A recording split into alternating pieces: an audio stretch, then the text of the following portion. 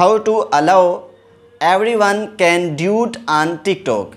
So guys, in this video I will show you how you can easily allow everyone can duet on TikTok. So without wasting time, let's start video.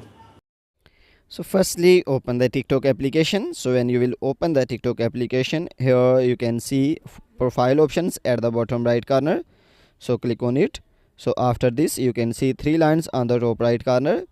So after this you can see setting and privacy. So click on setting and privacy.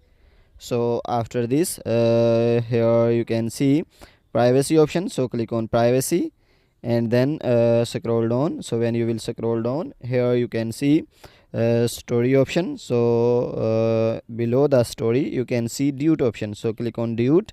So after this you can see allow duet from. So click on it, and here you can see everyone. So click on everyone. So now in this way you can allow everyone can duet with your post on TikTok. So guys, if this video is helpful for you, then please give like this video and subscribe our channel. Thanks for watching.